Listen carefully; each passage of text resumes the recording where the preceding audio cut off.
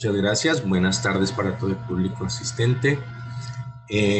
Pues cuando a mí me dijeron, doctor, usted quisiera dar unos detalles de la reanimación neonatal en un congreso de cirugía y trauma, yo me hice la pregunta, bueno, ¿y cómo hago yo para conciliar el hecho de que yo vaya a dar una presentación en un congreso que corresponde a cirugía y trauma?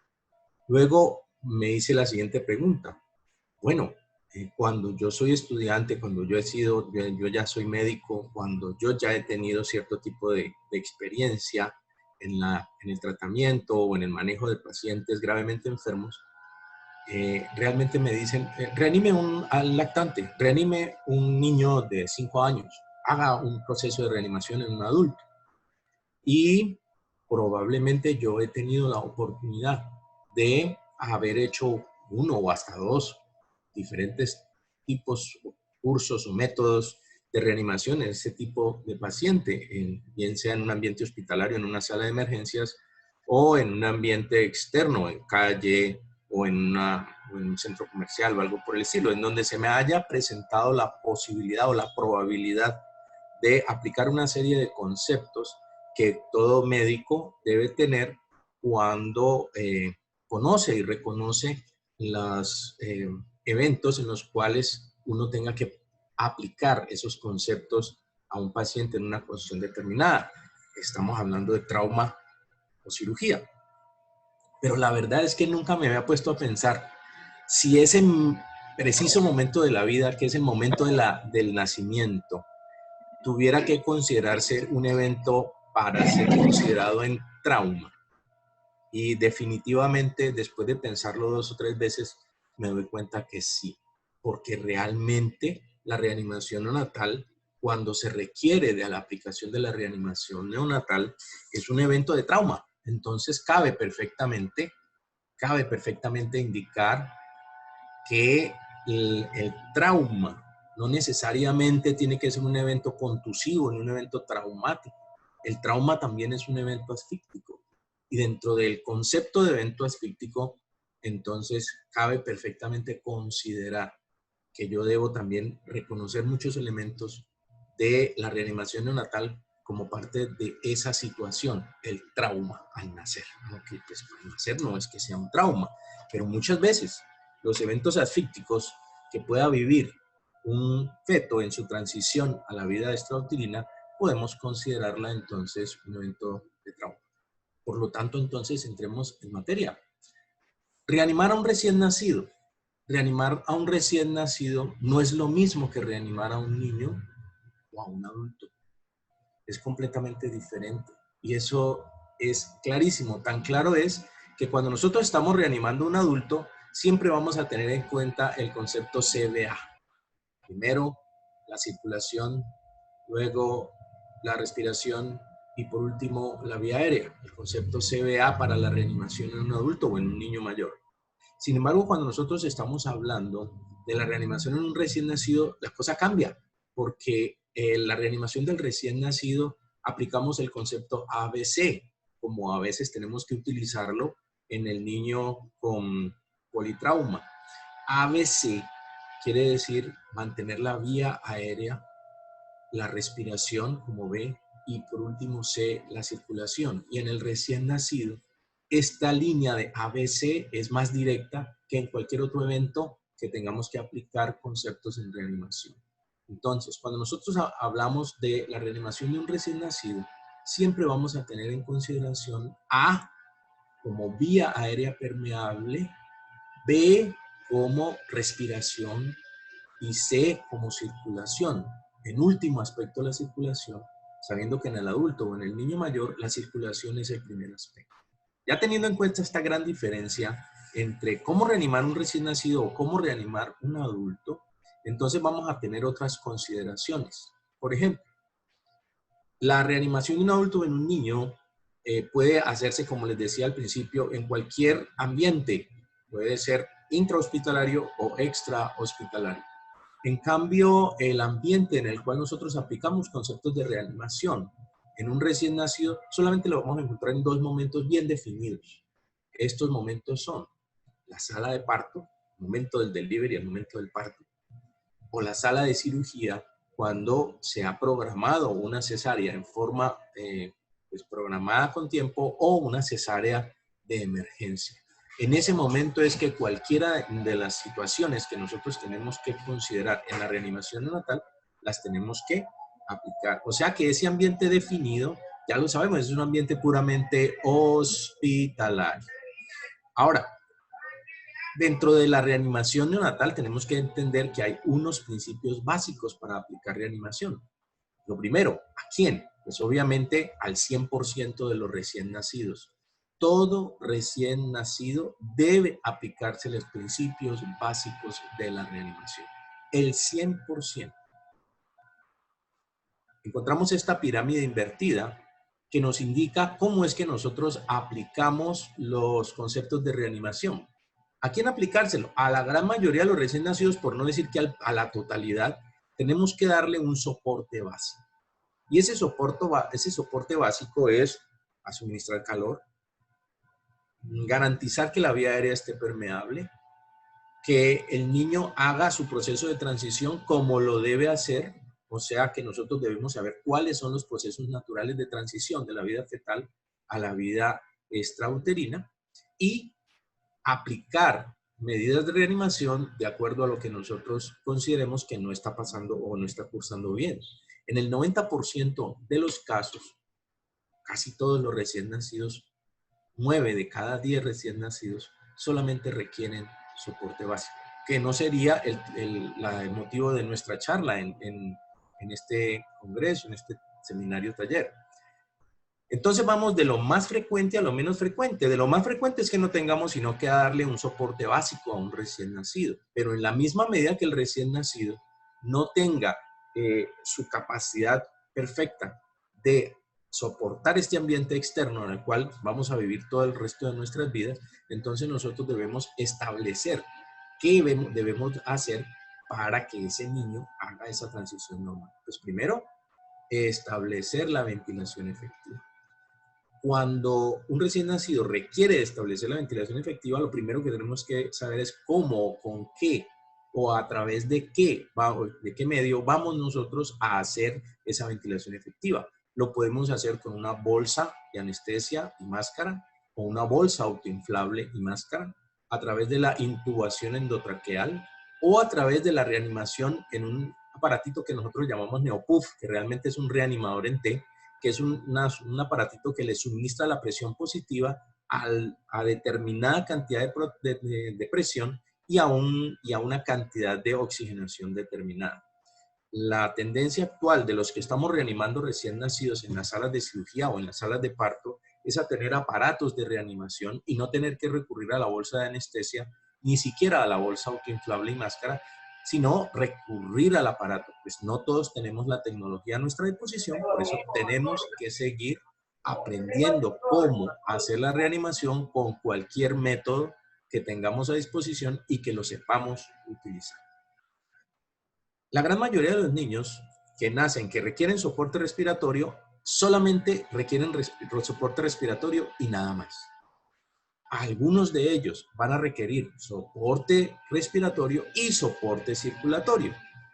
En términos generales, solo el 10% de todos los niños que nacen van a requerir algún tipo de reanimación avanzada. Y de ese 10%, solamente un 1% va a llegar a soporte circulatorio, compresiones torácicas o suministrar medicamentos para el soporte vital. Entonces, pues nosotros debemos partir de esta pirámide invertida en el concepto de a quién yo le voy a administrar este tipo de reanimación. La mayoría de los casos, muy poco soporte y rara vez vamos a tener que utilizar soporte circulatorio con compresiones torácicas, con ventilación mecánica y la del suministro de medicamentos. Dentro de la historia de la reanimación neonatal, nosotros llevamos 40 años ya, hemos cumplido ya 40 años de estarnos evaluando, autoevaluando los que reanimamos recién nacidos. Lo más reconocible de las entidades que nos autoevalúan a los que reanimamos recién nacidos son la unión que hizo la Academia Americana de Pediatría y la AJA, la Asociación Americana de Corazón, para unificar criterios sobre cómo reanimar recién nacidos. Eso comenzó a principios de los años 80, se estableció ya a finales de los años 80 y cada 5 años se revisan los métodos por los cuales nosotros estamos administrando reanimación neonatal y se van haciendo las modificaciones que vayan necesitándose a la luz de los modernos conceptos, de los nuevos estudios, de los hallazgos fisiológicos o fisiopatológicos que se vayan descubriendo acerca de cómo, cuándo y dónde administrar ventilación, compresión y medicamentos. Entonces, como hacíamos la reanimación hace 40 años, ha habido un cambio dramático a cómo hacemos la reanimación el día de hoy. Vamos a darles un ejemplo, el famoso oxígeno, la oxigenoterapia. Nosotros los que reanimábamos recién nacidos éramos muy libres de utilizar oxigenoterapia. En este momento, la oxigenoterapia está restringida a solo la reanimación avanzada. Lo que quiere decir que cuando nosotros vamos a reanimar a la gran mayoría de los recién nacidos, que están entre ese 10% o ese 1% del cual hablábamos en esa pirámide invertida, cada vez recurrimos menos a la administración de oxígeno, sobre todo en altas concentraciones. No quiere decir que no tengamos que utilizar el oxígeno a altas concentraciones. Lo que ha sucedido con la administración del oxígeno a través del tiempo es que los diferentes estudios han ido demostrando que es más dañino administrar oxígeno a altas concentraciones que beneficioso. Entonces, pues siempre surgirá la pregunta, bueno, ¿y en qué momento es que yo voy a administrar oxígeno al 100% o al 50% o al 30% o a la cantidad que yo necesite? Bueno, vamos a ir definiéndolo a través de esta charla. Aquí les estoy mostrando una imagen de un reanimador haciendo simulación. Este es un muñequito de simulación en donde el reanimador está suministrando oxígeno a presión positiva. Ustedes pueden estar viendo una bolsa autoinflable aquí a su izquierda y la colocación de una mascarilla para dar presión, ventilación a presión positiva. Esta es una imagen clásica en una reanimación neonatal, la ventilación a presión positiva, porque es lo que más comúnmente tenemos que utilizar. Muy bien, entonces, ¿qué debemos hacer para hacer una adecuada reanimación neonatal? Pues primero, conocer anticipadamente el caso. ¿Cómo así que conocer el caso? Sí, cuando a mí me dicen va a haber una reanimación neonatal porque tenemos una madre que está en trabajo de parto y que nos ha demostrado a través de los aparatos de monitoría que el bebé está sufriendo, entonces nos llaman a la unidad de cuidados intensivos neonatales para que estemos antes del nacimiento. Esa es la situación ideal. Ahora, esa situación ideal no siempre se presenta, pero cuando se presenta nosotros debemos preguntar por todos los factores anteparto o intraparto que se estén manifestando en ese caso en particular de esa paciente que está en trabajo de parto o que está programada para una cesárea de emergencia o que está programada para una emergencia, una cesárea ambulatoria. Esta imagen que yo les traigo allí no es para que se las aprendan de memoria, simplemente es todo lo que puede suceder en un embarazo o al final del embarazo que obligue a que el pediatra o el neonatólogo tenga que conocer anticipadamente el caso antes de que el bebé nazca.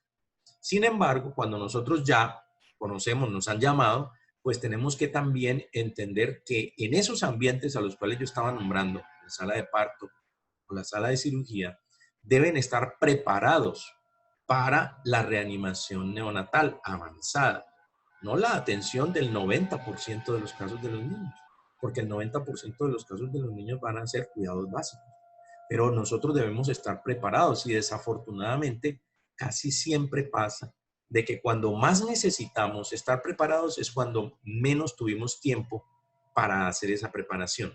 Por lo tanto, en cada sala de cirugía y en cada sala de partos, ambas, tanto sala de cirugía como sala de partos, deben tener todos los elementos a disposición de quien va a reanimar. Como ya les decía, los ambientes son hospitalarios. ¿Cómo sé? En un hospital o en una clínica, en la sala de partos de cirugía o en cirugía. También el nivel de atención. No es lo mismo atender un parto en un nivel 4 hospitalario de atención a atender el parto en el primer nivel de atención hospitalaria. Hay que escoger muy bien cuando vamos a tener un parto en primer nivel de atención hospitalaria ese tipo de caso. Porque la mayoría de las veces, cuando nosotros vayamos a atender un parto en un primer nivel de atención hospitalaria, asimismo van a ser los niveles tecnológicos que cuenta ese nivel de atención para la atención de un parto o de un recién nacido con complicaciones. Por lo tanto, cuando se vaya a atender un parto, en un primer nivel de atención, el médico que atienda a ese parto debe estar plenamente consciente con qué cuenta para la atención de ese parto. ¿Qué equipos mínimos necesitamos? Una pera de goma para aspirar la vía aérea o un aspirador mecánico de pared y sus respectivas tuberías, tanto de oxígeno como de succión, catéteres de aspiración con un terminal manipulable para suspender la presión negativa. Con el dedito uno suspende la presión negativa y de diferentes tamaños, sondas de aspiración hasta 14 French de diámetro interno y jeringas de varios tamaños. Además, tenemos que tener una bolsa de reanimación neonatal con válvula de liberación de presión para aplicar CPAP, aunque no es necesario. Realmente cualquier bolsa de reanimación nos podría dar una adecuada ventilación. Lo importante es que tengamos el soporte para administrarle hasta el 100% de oxígeno. Máscaras faciales de tamaños adecuados para los diferentes recién nacidos. Tamaños también para los prematuros, pero ya les decía, lo primero que tenemos que saber si vamos a atender un parto a término o un parto de un prematuro. Y sobre todo, ¿dónde lo vamos a atender? Formas de administración de oxígeno con flujómetros y pues aquí se incluye lo nuevo en tecnología, que es que en toda sala de partos debe haber un neopuf, un aparato del sistema de administración a presión positiva ET. Debemos de estar familiarizados con los equipos de intubación, el laringoscopio de diferentes tipos de tamaños, con buen foco y baterías, porque si yo tengo un buen laringoscopio, pero no tengo una buena fuente de luz, pues voy a tener problemas cuando vaya a hacer la intubación orotraqueal. Igualmente, las diferentes numeraciones de los tubos orotraqueales, desde el más pequeño hasta el más grande, para un recién nacido, desde tamaños de menos de 2.500 gramos hasta tamaños de más de 4 kilogramos. Entonces, todo debe estar allí, listo para ser usado. Aquí introducimos también la famosa máscara laringea. La máscara laringea es una herramienta que nos evita tener que intubar al paciente si no tenemos muy buen entrenamiento en la intubación endotraqueal. También detectores de CO2, pero va a depender del nivel tecnológico en el cual yo esté atendiendo al paciente. Ahora, cuando ya tenemos a un recién nacido o la madre está en su trabajo de parto y ya va a nacer el bebé, uno siempre tiene que hacerse 3 preguntas básicas. Y las 3 preguntas básicas, la primera es antenatal, antes de que nazca el niño. Y es, ¿el embarazo es a término o este embarazo hace parte de un embarazo con un parto prematuro? No es lo mismo atender a un prematuro que atender a un recién nacido a término. Hay unas diferencias no muy grandes entre la atención de un recién nacido prematuro, que no es extremo, a atender a un recién nacido a término. Pero cuando se trata de un recién nacido prematuro, que sí es extremo, menos de 34 semanas, hay unas grandes diferencias en cómo nosotros administramos los mecanismos de reanimación neonatal. Las otras 2 preguntas que nos hacemos son al momento de nacer. La primera es antes de que nazca el niño. Y las otras 2 es en el momento en que está naciendo el bebé. Cuando el bebé ya ha nacido, nos vamos a hacer 2 preguntas. ¿Tiene tono muscular adecuado? ¿El niño llora en forma adecuada o tiene un grito adecuado, una respiración adecuada? Entonces eso se llama esfuerzo respiratorio y el otro se llama tono muscular. Para no olvidar el esfuerzo respiratorio, entonces nosotros decimos llanto o grito, que es más fácil de aprender que decir esfuerzo respiratorio. Entonces, uno debe evaluar el esfuerzo respiratorio en forma de llanto o grito y el tono muscular, que el tono muscular del recién nacido es un predominio de tono flexor. Todo recién nacido debe tener predominio del tono flexor, desde severamente hipotónico, medianamente hipotónico, hasta un niño con un buen tono flexor. Esa sería la forma como nosotros debemos evaluar al momento de nacimiento este bebé. Ahora, cuando el niño nace, durante todos estos años hemos ido aprendiendo a través del tiempo cómo hacer los pasos de la reanimación y así los llamamos, pasos de reanimación. Esta imagen que ustedes están viendo es simplemente un algoritmo que nos ayuda a entender los pasos de la reanimación. Puede parecer muy complicado, pero realmente no lo es. Lo vamos a ir desglosando en la medida en que vamos dando nuestra presentación. Para adelantarme un poco, como ustedes pueden ver aquí, el algoritmo comienza desde el nacimiento hasta los primeros 60 segundos. ¿Por qué se hace la diferenciación desde el nacimiento hacia los primeros 60 segundos? Porque durante 60 segundos es mucho lo que nosotros, los que nos hemos entrenado en hacer reanimación neonatal, podemos aplicarle a ese recién nacido. Y entre mejor lo hagamos, mejor va a ser el resultado final. Entonces, a estos primeros 60 segundos se les han denominado el minuto de oro. Todo lo que hagamos en este primer minuto va a ser clave para determinar cuál va a ser el resultado final en una reanimación, en un recién nacido. Cuando definitivamente el recién nacido, durante ese primer minuto, no ha sido logrado sacar de su condición negativa cuando haya nacido, pues entonces pasamos a la siguiente fase, que es una fase también corta, de 5 minutos. En esa fase de 5 minutos, la gran mayoría de ese 10% que van a requerir algún tipo de reanimación, la gran mayoría, el 90%, va a necesitar solamente algunos pasos de reanimación. Asimismo, el 1% restante va a requerir esa reanimación avanzada de la cual estábamos hablando hace un momento.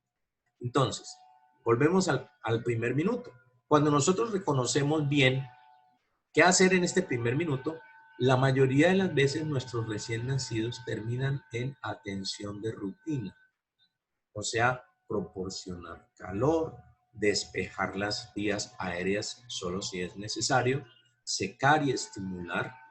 Y durante este tiempo, estos 60 segundos, el que está atendiendo al recién nacido, que la mayoría de las veces es el mismo médico que atendió el parto, si estamos en un nivel 1, tal vez en un nivel 2 de atención.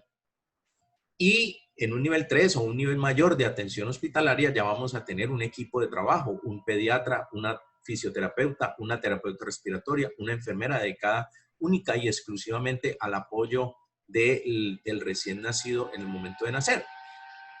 Pero, digámoslo de esta manera, el 90% de los casos aplica para el recién nacido que nació en el más alto nivel de atención que tengas tú en tu sitio de trabajo o hasta el niño que haya nacido en el más bajo nivel de atención. Las pautas de trabajo siguen siendo exactamente las mismas.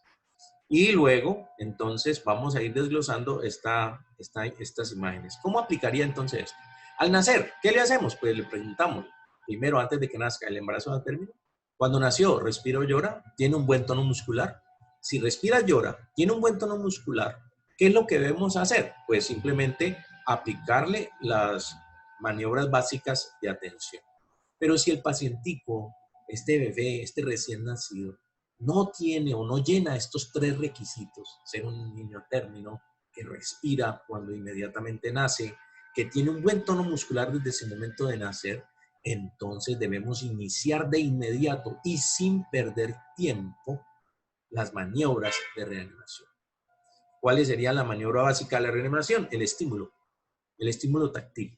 ¿Y cómo se logra el estímulo táctil? Más adelante les voy a mostrar. Vuelvo yo a la imagen del famoso clásico que está dando ventilación, pero antes de llegar a este punto de dar ventilación, tenemos que haber hecho mucho más para el recién nacido antes de que podamos iniciar unas maniobras de ventilación. Entonces, para reconocer cuáles son los problemas, pues primero tenemos que saber un poco acerca de qué está sucediendo con el feto dentro de ese grandioso ambiente que es el ambiente intrauterino. El ambiente intrauterino le está dando a ese feto en crecimiento todo lo que necesita a través de su madre y la placenta. La madre le está dando calor, o sea que el niño no necesita producir calor para mantener su temperatura. La temperatura la está manteniendo su incubadora natural, que es la madre. No necesita utilizar sus pulmones, porque el oxígeno lo está recibiendo a través de la circulación placentaria. No requiere de otras sustancias, va a producir ni siquiera sustancias propias a través de la digestión, porque todo está llegando a través de la absorción intestinal y la distribución orgánica de su madre. Por lo tanto, ese feto solamente tiene una función en su vida durante esa vida intrauterina y es crecer y desarrollarse. No necesita más. Bueno, pero ¿qué está pasando en el pulmón de ese feto que está creciendo y desarrollándose? Que el pulmón es de los que menos se desarrolla durante la vida fetal. El pulmón del niño, después del nacimiento, termina su desarrollo aproximadamente a los 8 años de vida. El mayor tiempo de desarrollo del pulmón de un niño se hace en el primer año de vida y después del primer año hasta los 7 años es un proceso lento de desarrollo de todas las capacidades pulmonares. Por lo tanto, el pulmón es un órgano que podríamos llamarlo postnatal, de alguna manera. Pero bueno, entendamos, ¿qué está sucediendo en la vida intrauterina con ese pulmón? Uno tiene la tendencia a creer que la totalidad de los alvéolos pulmonares durante la vida fetal están colapsados. Y eso es falso. Más o menos un 20% de todos los alvéolos pulmonares están dilatados durante la vida fetal y están llenos de algo. ¿De qué están llenos? De una cosa que nosotros la llamamos líquido pulmonar. Ese líquido pulmonar, o todos le dicen líquido alveolar, pero la realidad es que es pulmonar porque no solamente se produce en el alvéolo, sino en toda la vía respiratoria. Ese líquido está siendo producido para mantener este espacio no como un espacio virtual, sino como un espacio real. Entonces, aquí hay un espacio lleno de líquido, pero no hay función ventilatoria. Dentro de la circulación, ¿qué está sucediendo dentro de la circulación de esa circulación pulmonar? La circulación fetal de la circulación pulmonar es una circulación que está constantemente en una hipertensión pulmonar. Entonces, durante la vida fetal, la condición normal de la circulación pulmonar es un estado de hipertensión pulmonar. Eso es normal. Cuando el niño nace, en el momento en que está naciendo, durante el trabajo de parto, comienza el proceso de evacuación del líquido pulmonar. Y esa evacuación del líquido pulmonar no es postnatal, es durante el trabajo de parto. Cuando ese líquido pulmonar no se ha evacuado durante el trabajo de parto, nos va a traer problemas, que es una de las causas fisiopatológicas del síndrome de dificultad respiratoria del recién nacido, cuando recién nacido no es prematuro. Se le llama entonces así, síndrome de dificultad respiratoria del recién nacido, taquipnea transitoria. Muy bien. Esa taquipnea transitoria es transitoria porque en la misma medida en que el pulmón va eliminando el líquido, pues va mejorando el paciente, pero eso lo hace después del nacimiento y no lo hizo durante el trabajo de parto. Más o menos 48 a 72 horas desarrollan la taquipnea transitoria del recién nacido.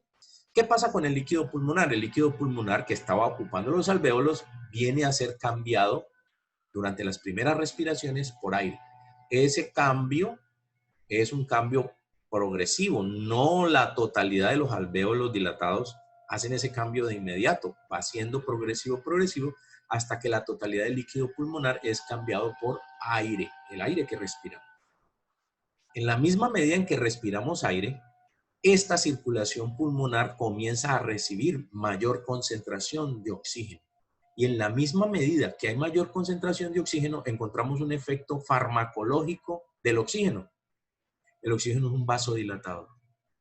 Al ser un vasodilatador, produce una disminución de la resistencia vascular periférica a nivel de estas arteriolas pulmonares y a nivel de la circulación pulmonar. De tal manera que ese estado de hipertensión pulmonar natural durante el periodo fetal es cambiado por un estado de disminución de la presión de la circulación pulmonar.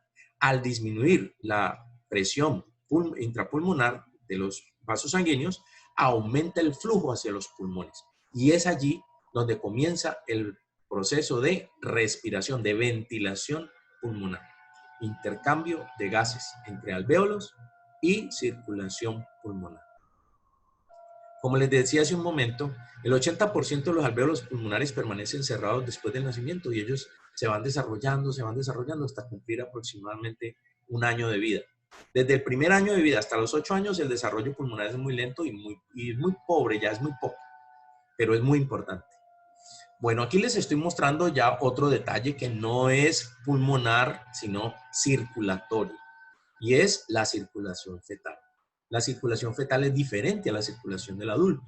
La circulación fetal, cuando el ventrículo derecho y el ventrículo izquierdo hacen su contracción simétrica, esa eyección de sangre toda, casi toda, más o menos el 13, el 12% de toda la circulación que sale desde el corazón derecho y desde el corazón izquierdo van hacia la circulación aórtica.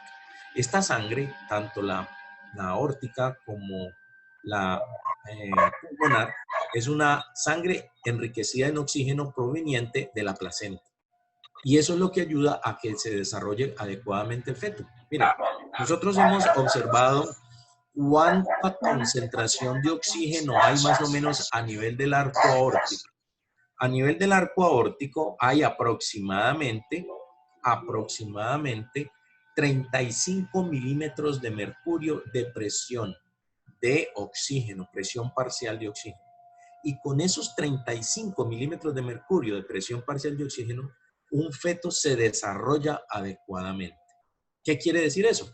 Que los fetos no necesitan mucha cantidad de oxígeno, porque está adaptado para desarrollarse en concentraciones bajas de oxígeno. Y ese es uno de los principios por los cuales nosotros hemos dejado de suministrar oxígeno al 100% en las primeras fases de reanimación neonatal, porque realmente el recién nacido no necesita tal cantidad de oxígeno. Con oxígeno al 21% sería suficiente en muchos casos. En otros casos vamos a tener que aumentar la concentración de oxígeno para lograr que ese recién nacido salga de su condición asfíctica y ya se adapte en forma natural. Entonces continuemos. Esta circulación fetal, cuando el bebé nace, inmediatamente nace, comienzan los procesos de cierre del ductus arterioso. Ese proceso de cierre del ductus arterioso inicialmente es fisiológico y luego es anatómico. Fisiológico lo que quiere decir es que hay un mecanismo de cierre en donde disminuye la luz del ductus arterioso y al disminuir la luz, pues disminuye el flujo de sangre que va hacia la aorta a través de las arterias pulmonares.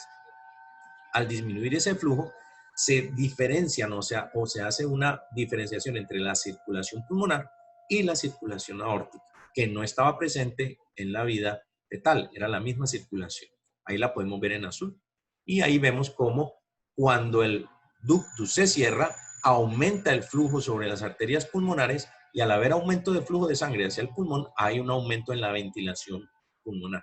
Cuando aumenta la ventilación pulmonar, esa sangre que regresa a los pulmones, esa es una sangre arterializada porque ya se ha mezclado oxígeno en esa sangre, los eritrocitos han obtenido oxígeno de la circulación pulmonar y ya la traen hacia el ventrículo izquierdo y el ventrículo izquierdo ya va a eyectar sangre oxigenada hacia el resto del organismo. Volvamos entonces a la primera fase de la reanimación neonatal. Estos son los principios básicos en la reanimación. Primera pregunta, antes de que nazca el bebé, ¿el embarazo es a término o no lo es? Entonces ustedes deben saber a quién van a atender, si es un prematuro extremo o es un recién nacido a término. Recuerden, el prematuro que no es extremo y el recién nacido a término se manejan exactamente igual. Aquí el cambio es en el prematuro extremo. Luego se deben hacer las dos preguntas, ¿respira o llora? ¿Tiene buen tono? Si el niño respira o llora y tiene buen tono y es un embarazo a término, pues lo único que tenemos que hacer con este niño es asistir a su nacimiento o aportar calor, limpiar y aspirar la vía aérea solo si es necesario, secar y estimular. A los 30 segundos de haber nacido, aplicamos los 3 primeros elementos de evaluación del recién nacido. A los 30 segundos. Y son, vuelve a hacer el tono muscular, vuelve a hacer el esfuerzo respiratorio, pero aquí le incluimos la frecuencia cardíaca. Si el recién nacido tiene una frecuencia cardíaca que tiene más de 100 latidos por minuto, está normal. Entonces, seguimos atendiéndolo hasta que cumpla el primer minuto de vida. ¿Cómo lo seguimos atendiendo? Secándolo, estimulándolo, aspirándole la vía aérea si es que se llenó de secreciones. Y finalmente, esto de la profilaxis ocular umbilical, pues lo hemos tratado de quitar del primer minuto, del minuto de oro. La vitamina K intramuscular la hemos tratado de quitar. Lo más probable es que ustedes ya no vayan a volver a ver que le aplicamos vitamina K inmediatamente el niño nace, sino que le damos un tiempito más. Y cuando termina el primer minuto, es que hacemos la valoración de Apgar. Mucha gente dice, es que el niño nació con Apgar de tanto. El niño no puede haber nacido con Apgar de tanto, porque el Apgar no se aplica al momento de nacer. El Apgar se aplica al primer minuto de vida. ¿Qué sucede después de que pasa el primer minuto de vida? Nosotros definimos si ese paciente se va al lado de su mamá o si ese paciente tiene que continuarse las maniobras de reanimación en los diferentes pasos que existen y que vamos aprendiendo a hacer la reanimación cuando nosotros hacemos el curso taller de reanimación neonatal completo para proveedores de reanimación. En este taller no estoy interesado en que hagamos un curso de reanimación neonatal.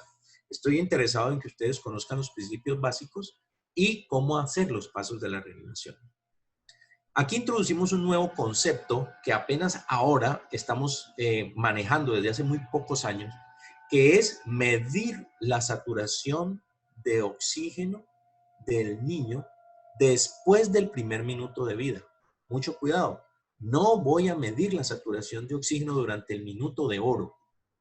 Yo voy a medir la saturación de oxígeno después del minuto de oro.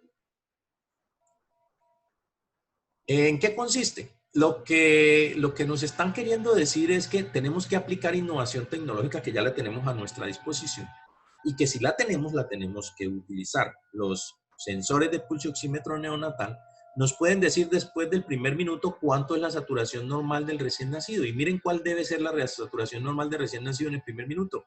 De 60 al 65%. No debe ser de 90, no debe ser de 93, no debe ser de 95, ni de 80 siquiera. En el primer minuto, la saturación normal de un recién nacido es de 60 a 65%. A los 5 minutos ha aumentado progresivamente. Cada minuto va aumentando progresivamente. Esto ya ha sido estadificado, muy bien estudiado. Entonces ya no necesitamos de hacernos la pregunta si esto está bien o mal. Eso ya está hecho y ha sido refrendado por muchos estudios, en donde a los 5 minutos la saturación de ese recién nacido debe ser de entre 80 y 85%.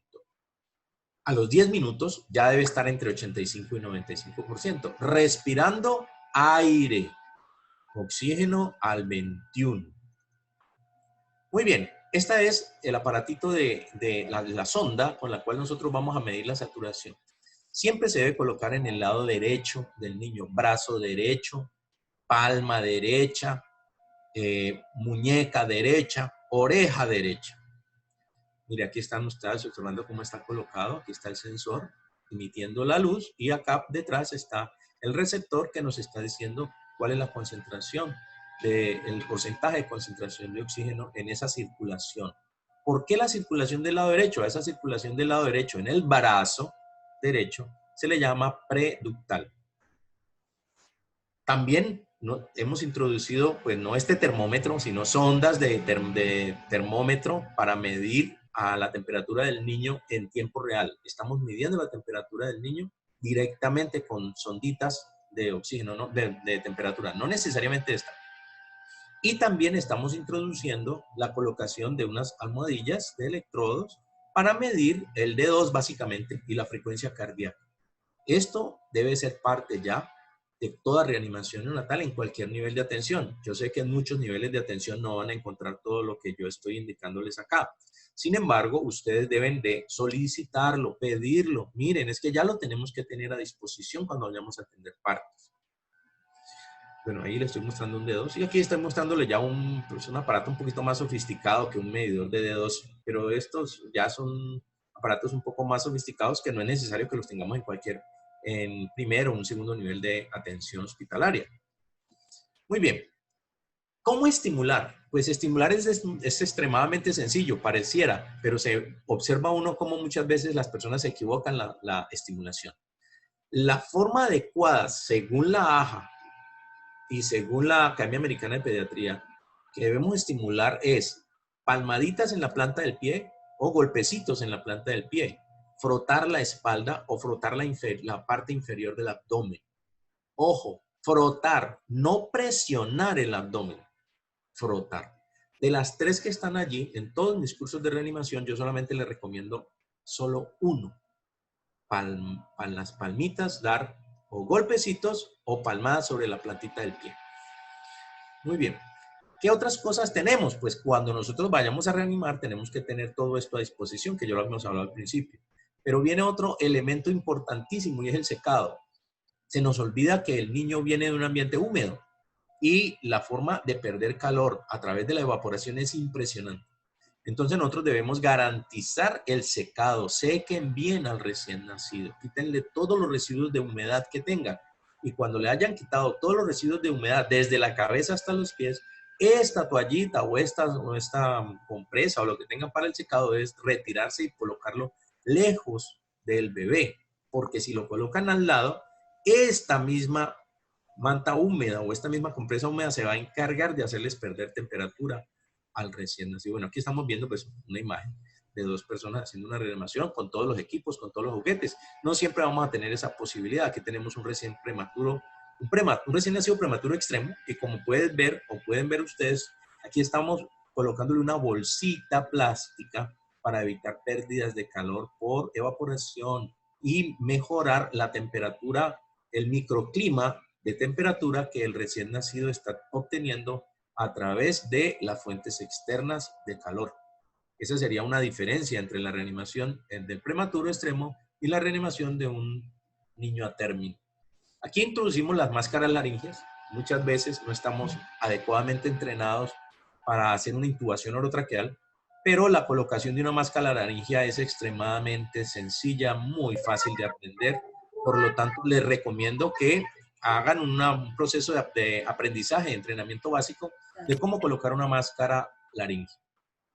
Aquí vemos una radiografía pues, de un adulto, porque no le va a tomar radiografía a un recién nacido, de cómo queda colocada la máscara laringea en la vía aérea inferior. Aquí estamos separando la faringe de la laringe. Eso es lo que está haciendo la máscara laringea. Ahora, pasos de reanimación. Ya habíamos hablado de la primera parte de los pasos de reanimación, del nacimiento al primer minuto. ¿Qué sucede si un recién nacido no cumple con los elementos que nosotros queremos que cumpla? Pues en la misma medida en que este recién nacido no cumpla con los elementos, tenemos que intervenir. ¿Y cuándo vamos a intervenir? Debemos intervenir desde el mismo momento del nacimiento. Si el niño no respiró o no lloró, tiene un tono muscular inapropiado, esos 2 elementos son suficientes para que ustedes inicien una reanimación. ¿Y cómo lo iniciaremos? Pues básicamente ventilación a presión positiva, acuérdense ABC, ventilación a presión positiva y no necesariamente con oxígeno al 100%. El oxígeno al 100% u oxígeno a mayor concentración que el 21% la vamos a dejar para el recién nacido prematuro extremo.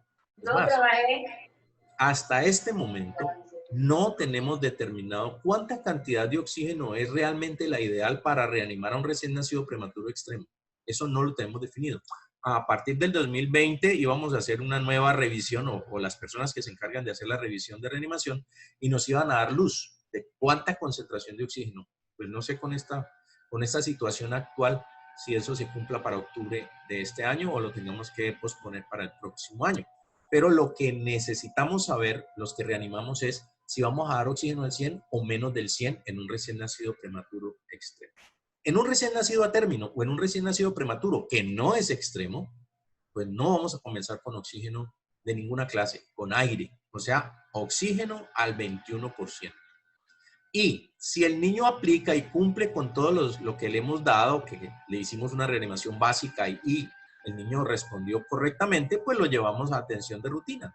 Si el niño no cumple con estos parámetros, entonces allí es donde nosotros vamos a continuar con las fases de reanimación. ¿Qué es lo que sucede? Muchas veces, cuando nosotros dimos ventilación a presión positiva, lo que sucede es que no hayamos hecho una ventilación adecuada. Y las razones por las cuales no hayamos hecho una ventilación adecuada pueden ser muchas. Pero se ha logrado condensar una serie de parámetros para que las personas no olviden cómo hacer una colocación de una máscara en forma apropiada, la ventilación en forma apropiada, y se le ha denominado un Spanglish, que se llama Mr. Sopa, o los gringos dicen Mr. Zapa. Entonces, el Mr. Sopa es simplemente los siguientes elementos. Nunca olvidar ajustar la máscara en la cara. Nunca olvidar reposicionar la cabeza en posición de olfateo u oteo y reintente. Si no es efectiva, entonces mire a ver qué es lo que está pasando. ¿Será que la boca está obstruida o la nariz está obstruida la mayoría de veces por secreciones? O de open, abran la boca ligeramente y ligeramente la barbilla para que pueda entrar aire por la boca. Y reintente, si no es efectiva, entonces incrementar ligeramente la presión hasta que sea visible la elevación del tórax y el máxima presión de inspiración va a ser 40 centímetros. Si continúa sin ventilaciones efectivas, entonces pues considerar una forma alternativa de ventilación artificial. Llámese intubación orotraqueal, colocación de máscara laringea, administrar oxígeno al 100%. Muy bien. Y seguimos entonces con los pasos de la reanimación. El famoso Mr. Sopa, aplicamos el Mr. Sopa y si la frecuencia cardíaca es menor a 100 latidos por minuto, ya hemos hecho las primeras ventilaciones, entonces aplicamos la saturación de oxígeno. ¿Cómo debe estar? Entre 60 y 65. No está entre 60 y 65. No ha recuperado la frecuencia cardíaca. El paciente sigue en boqueo o lo que llaman los norteamericanos gasping. Entonces lo que nosotros hacemos es dar ventilación a presión positiva con oxígeno al 100% durante 30 segundos. Cada fase de la reanimación es 30 segundos, excepto cuando estamos dando compresiones torácicas, como muestra acá abajo. Cuando estamos dando compresiones torácicas no son 30 segundos, sino 60 segundos. Damos oxígeno por 30 segundos y después de 30 segundos revaloramos el paciente. Si el paciente ya recuperó la frecuencia cardíaca, o sea que ya no está menor a 100 latidos por minuto, si recuperó el tono muscular, entonces lo que hacemos es llevarlo a cuidados de soporte, evaluarlo durante un periodo corto de tiempo y posteriormente entregarlo a la mami. O sea, no hicimos más. Pero si el paciente no recuperó después de 30 segundos, volvemos y aplicamos el famoso Mr. Sopa o Mr. Zapa, como dicen los norteamericanos, y medimos si la frecuencia cardíaca está por encima de 100 o por debajo de 100 o por debajo de 60. Si está por debajo de 60, tenemos que iniciar compresiones torácicas combinadas con ventilación. Y el oxígeno siempre va a ser al 100%. Si la frecuencia cardíaca no está por debajo de 60, sino que está por debajo de 100, volvemos, aplicamos Mr. Sopa, damos 30 segundos de ventilación, bien sea por bolsa, por neopuff o intubado, y esperamos otros 30 segundos para volver a reevaluar al paciente. Si lo reevaluamos 30 segundos después y ya tuvimos recuperación, se va para cuidados, como ya es una segunda o una tercera fase de reanimación, ya no iría para cuidados de soporte, sino que ya iría para cuidados críticos o cuidado intensivo. Si el paciente tiene menos de frecuencia de 60 latidos en la frecuencia cardíaca, ya iniciamos la combinación durante ya no 30, sino 60 segundos después de haber aplicado el Mr. Sopa. Miramos cuánto está su saturación de oxígeno y esperamos que después de 60 segundos el paciente haya tenido recuperación. Si el paciente ha tenido recuperación, lo volvemos a llevar a cuidados críticos, o sea que la flechita direccional es a cuidados críticos. Si todavía sigue con frecuencia cardíaca por debajo de 60 latidos por minuto, entonces tenemos que recurrir a adrenalina. Aplicamos Mr. Sopa, aplicamos oxígeno al 100%, seguimos dando compresiones torácicas, pero esperamos otros 60 segundos después de haber administrado adrenalina. Si lo tenemos intubado, le colocamos adrenalina transtraqueal 0.5 a 1 miligramo por kilo. Se diluye la adrenalina en una dilución de 1 en 10.000, o sea que tú tomas una ampolla de adrenalina, la diluyes a 10, ojalá esté previamente empacada, o sea que esa es la preparación previa. Y ya tenemos 10 centímetros. Un niño que es a término aproximadamente pesa 3 kilos, entonces ¿cuánto le voy a colocar? Desde 1.5 cc hasta 3 cc inyectados o instilados por vía traqueal. Después de colocar la adrenalina, damos ventilación a presión positiva durante 1 minuto. Esperamos el minuto que el niño recupere. Si tenemos una vía venosa, hemos canalizado la vena umbilical de forma de emergencia, entonces le administramos, pero la cantidad de adrenalina administrada es muchísimo menor. Es desde 0.01 hasta 0.03 miligramos por kilo. Miren la diferencia. Esto es volumétrico y esto es miligramos por kilo. Esa misma dilución la tenemos que dar mucho menor cantidad si la vamos a administrar por vía intravenosa. Cuando el paciente ha tenido recuperación, quiere decir que su frecuencia cardíaca está por encima de 100, que tiene esfuerzo respiratorio, llanto o buena respiración y que su tono muscular ha sido recuperado. Cuando ya hemos recuperado el tono muscular, entonces nosotros hemos dicho que hemos reanimado al niño. Y cuando ya hemos reanimado al niño, el niño debe ir a cuidados críticos. Muy bien. Estas son las bases de la reanimación neonatal y estas son las bases de los cuidados mínimos necesarios que debe recibir un recién nacido. Hay muchas cosas que nos pasan. ¿Qué voy a hacer con un recién nacido que nació con una queglopalatosquisis? O sea, un labio y paladar hendido. ¿Qué voy a hacer con un recién nacido que nace con una hernia umbilical gigante? ¿O qué voy a hacer con un recién nacido que tiene no una hernia, sino ya una eventración abdominal? ¿O qué voy a hacer con un recién nacido que tiene una hernia intratorácica? Esos son ya casos especiales que no los quería tomar acá en este taller de reanimación porque esta es una introducción para que todos se vean interesados en conocer cómo reanimar inicialmente a un recién nacido y posteriormente poder aplicar todos esos conceptos básicos. A muchos de ustedes pues voy a tener oportunidad de darles el curso taller de reanimación neonatal, pero yo sé que muchos no van a poder tener esa oportunidad con nosotros. Entonces los invito a que en cada uno de sus centros de estudio o sus centros de trabajo hagan su curso de reanimación neonatal, que es imprescindible y necesario. Todo proveedor de reanimación debe haber hecho el curso de reanimación neonatal de la AJA, por lo menos en nuestras Américas, la AJA y la Academia Americana de Pediatría. La Academia Europea de Pediatría tiene sus propios lineamientos, pero prácticamente ya son lo mismo. Estamos prácticamente igualados europeos y americanos en cómo reanimar al recién nacido. Asia y Europa aplican básicamente los mismos conceptos y las mismas metodologías de reanimación.